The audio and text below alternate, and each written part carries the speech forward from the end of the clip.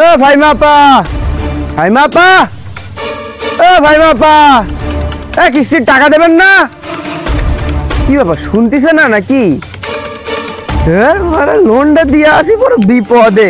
ভাই আপনি নামাজ পড়তেছিলাম তো ভাই, এই জন্য আপনার ডাকে সাড়া দিতে পারিনি। তো ভাইমা আপা কই, কিস্তির টাকাটা দিদি বলেন। আসলে ভাই আপনি কিস্তি নিতে আসবেন তো, এই জন্য ও তো পলাইছে, কারণ বাড়িতে টাকা নাই ভাই। এই মেয়ে পলাইছে মানে? ভাই কেবলমাত্র নামাজ পড়ে আসতাম তো ভাই, মিথ্যা কথা তো আর বলতে পারবো না, এই জন্য সত্যি কথা বললাম। জুবাইরের মা কিস্তির টাকার জন্য অনেক জায়গায় দৌড়দৌড়ি করছে, কিন্তু পায় নাই ভাই, এই জন্য আপনি আসার আগে। এই মেয়ে আমি অত শত বুঝি না, জানতে পারবেন যান খুঁজে নিয়ে এসে আবার টাকাটা আমারে বুঝাই দেন যান। ও ভাই আমি এই 3-4 দিন ধরে অসুস্থ, গায়ে খুব জ্বর ভাই, গায়ে শক্তি নাই। আর আমি কাজে যে যদি টাকা না এনে দিই ও টাকা পাবে কই ভাই? এই মিয়া অত কথা শুনতে আমি এই জায়গায় আসিনি। আজকের ভিতরে আমার লোনের টাকা পরিশোধ করবেন, আর যদি লোনের টাকা আজকের মধ্যে পরিশোধ করতে না পারেন পুরো অফিসের লোক জড়ো করবো কিন্তু আপনার বাড়িতে আইনে। অফিসের সব লোক আইনে কি হবে? আমার আজকে মাইরে ফেললেও ভাই আমি একটা টাকা দিতে পারবো না, আর অফিসের সব লোক নিয়ে আসলে আশেপাশে সব লোক দেখবে, আমার তো একটু মান সম্মান থাকবে না রে ভাই। এই মিয়া আপনাকে এবার মান সম্মান আছে নাকি? মান সম্মান যদি থাকতো কিস্তির টাকাটা সময় মতো ম্যানেজ করে রাখতেন। ও ভাই আপনি এরকম ভাবে করছেন কেন ভাই? আমার সোয়ালটা চাকরি হলেই আমি সব টাকা পরিশোধ করে দিব না ভাই। এই মিয়া অত কিছু বুঝি না, আজকে বিকালের মধ্যে আমার কিস্তির টাকা পরিশোধ করবেন। বিকালে যেন আমার বাড়ি এসে যেন টাকাটাকি করা না লাগে, আর যদি বারবার টাকাটাকি করা লাগে ঝামেলা করে দেবো কিন্তু।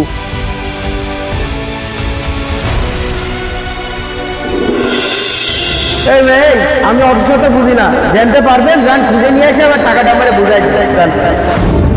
বিকালে যেন আমার বাড়ি এসে যেন টাকাটাকি করা না লাগে, আর যদি বারবার টাকাটাকি করা লাগে ঝামেলা করে দেবো কিন্তু। আমি এত বড় একটা ছেলে বেঁচে থাকতে বাপ মায়ের কষ্ট হয়। আল্লাহ আমি যদি একটা চাকরি করতে পারতাম। আব্বা তুই কাঁদতেছিস কেন? কই কই না তো, আমি তো কাঁদতেছি না আব্বা। আব্বা এনে তো তোর কোনো দোষ নেই আব্বা, কিস্তি আলাদা করে টাকা পাবে, ওরা তো কথা কথা শুনবে। আচ্ছা আব্বা একটা কথা কই। ক। আব্বা আমি যদি একটা কাজ করতাম তাহলে ওই লোকগুলো তোমার এইভাবে কথা শোনাতে পারতো না। এ আব্বা তুই কি কাজ করবি? তুই তো কাজ করতে চাইলি, আমি তো তোরা কোনো কাজ করতে দিইনি।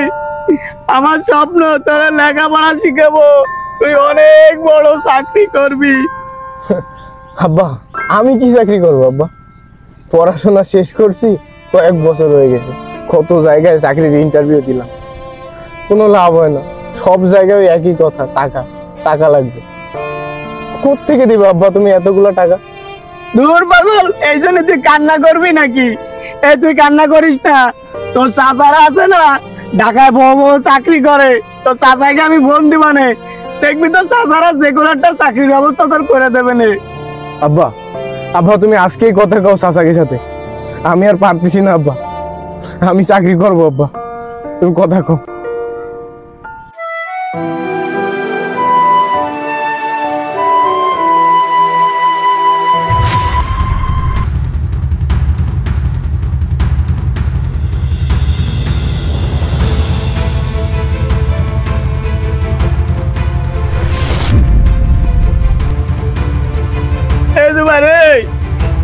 কার মাটি? তুই কার মাটি টানতেছিস? আব্বা ওই আমাকে রাতুল কাকা আছে না, ওনাকে ওই হাউস কাটতেছে, তাই কাকা আমারে কইছে একটু মাটি কাটে মাটিটা ফেলাই দিয়ে আসতে পারলি আমার 100 টাকা দেবেন। আব্বা তুই 100 টাকার লাগে এত মাটি টানবি? আব্বা আব্বা আব্বা তুমি চিন্তা করো না, আমার কোনো কষ্ট হচ্ছে না আব্বা। আব্বা তোর সাথে একটা কথা বলার জন্য তোরা খুঁজতেছিলাম। কি কথা আব্বা কও?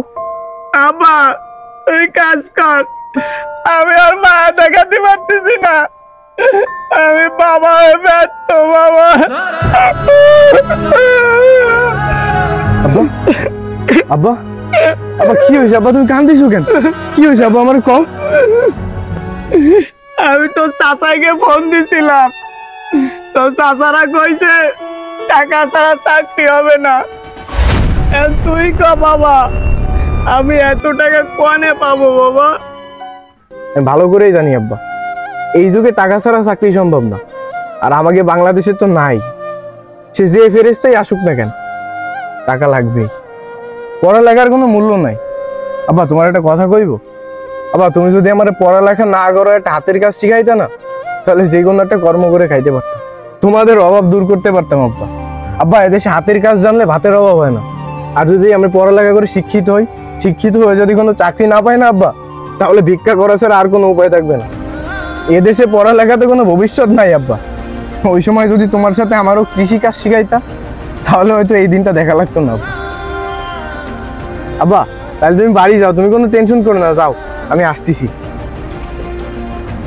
আব্বা থাক, তোমার ধরা লাগবে না, তুমি যাও যাও। এই ভিডিওটিতে বলতে চাই, নিজের সন্তানকে নিয়ে স্বপ্ন দেখা প্রত্যেকটি বাবা মাকে যদি টাকা দিয়ে চাকরি নিয়ে দেবার অ্যাবিলিটি না থাকে, তবে সন্তানকে বেশি লেখাপড়া করানো ঠিক হবে না। ওই যে একটা কথা আছে না, হিসেব জানা পর্যন্তই লেখাপড়া যথেষ্ট। এটাই বাস্তবে প্রমাণিত হয়েছে। টাকা ছাড়া চাকরি এদেশে ঘুমিয়ে স্বপ্ন দেখার মতো। যদি পরিবারের সচ্ছলতা চান, বৃদ্ধ বয়সে একটু শান্তি চান, তবে ছেলেকে মাঠে পাঠিয়ে দিন, গ্যারেজে কাজ শিখতে দিন, না হলে একটি ছোট্ট ব্যবসা খুলে দিন, সেখানে ব্যবসা শিখুক। তবুও স্কুলে পাঠায়েন না, কারণ ওখান থেকে হাজারো ছেলের জীবন নষ্ট হয়ে যাচ্ছে। এদেশে মাস্টার্স পাস করে রিক্সা চালাতে হয়, এদেশে টাকায় কথা বলে, এদেশে মামু খালু ছাড়া চাকরি সম্ভব না। মাস্টার্স পাস করে উচ্চ শিক্ষায় শিক্ষিত হয়ে সেই যদি আমার মাঠেই যাওয়া লাগে, তাহলে বাদ দিন না ওই লেখাপড়া। টাকা আর মামু খালু না থাকলে ওই বেকার ছেলেটার চাকরি শুধু স্বপ্নই হয়ে থাকে। বেকার ও চাকরির জন্য ছুটোছুটি করে হাঁপিয়ে যাওয়া ছেলে মেয়েদের পক্ষ হইতে অভিশাপ দিচ্ছি তাদেরকে, যারা সামান্য কিছু টাকার জন্য আমাদের মতো মেধাবী শত শত স্টুডেন্টের জীবন নষ্ট করে দিয়েছে। তাদেরকে যেন আল্লাহ রোজ হাসরের ময়দানে সর্বোচ্চ শাস্তি প্রদান করেন।